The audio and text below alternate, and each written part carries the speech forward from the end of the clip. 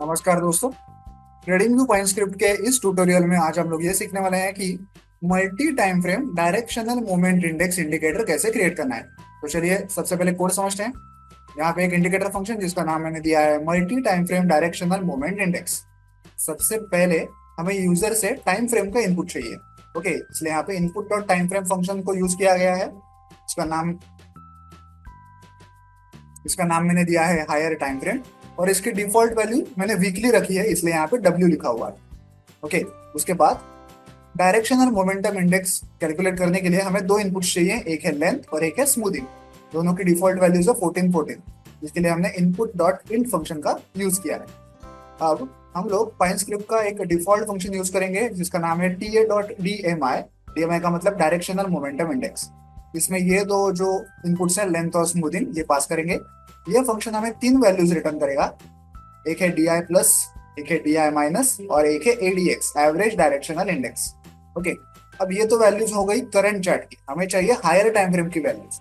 इसके लिए हम लोग क्या करेंगे, रिक्वेस्ट डॉट सिक्योरिटी फंक्शन को कॉल करेंगे। उसमें सबसे पहले लिखेंगे सिम इन्फो डॉट टिकर आईडी, जिससे क्या होगा, जिस भी चार्ट पे हमने इस इंडिकेटर को ऐड किया है उस चार्ट के स्टॉक का या इंडेक्स का या जिस पे भी आपने ऐड किया है उसका नाम यहाँ पे अपने आप आ जाएगा। उसके बाद जो हायर टाइम फ्रेम हमने यहाँ से सिलेक्ट की है उसको यहाँ पे पास करना है। देन जिस वैल्यू को हमें कैलकुलेट करना है, जिस वैल्यू का हायर टाइम फ्रेम वर्जन हमें कैलकुलेट करना है, वो वेरिएबल यहाँ पे लिखना है। तो यहाँ पे हमने D I plus, D I minus और एडीएक्स ये तीन वेरिएबल्स लिखे हैं।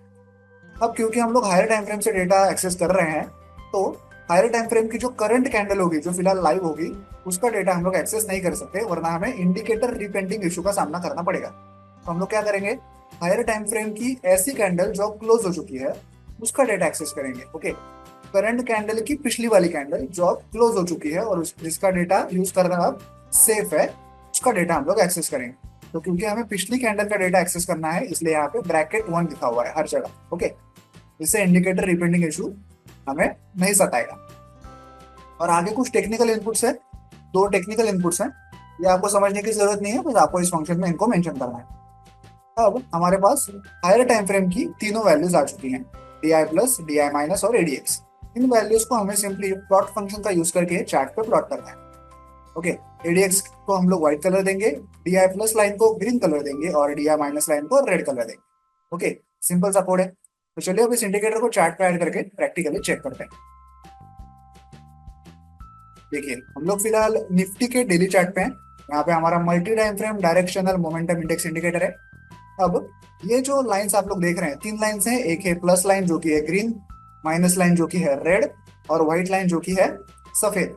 आमतौर पर ऐसा कहा जाता है कि जब ग्रीन लाइन रेड के ऊपर हो तो मार्केट जो है वो बुलिश होता है, जब रेड लाइन ग्रीन लाइन के ऊपर हो तो मार्केट बेरिश होता है। ऐसा आमतौर पर कहते हैं। हमेशा ऐसा ही हो ये जरूरी नहीं है। लेकिन जो इम्पोर्टेंट पॉइंट है वो क्या, हम लोग हैं तो फिलहाल डेली चार्ट पे, लेकिन ये जो इंडिकेटर की लाइंस हमें दिख रही है ये वीकली चार्ट की दिख रही है। ऐसा क्यों? क्योंकि हमने यहाँ पे हायर टाइम फ्रेम जो है वो वीकली सिलेक्ट किया है। तो ये जो डायरेक्शनल मोमेंटम इंडेक्स की जो तीन लाइंस हैं एक्चुअली वीकली चार्ट की लाइंस है जो हम लोग डेली चार्ट पे देख रहे हैं। अगर मैं यहाँ पे मंथली सिलेक्ट करूँ, देखिए लाइंस चेंज हो गई।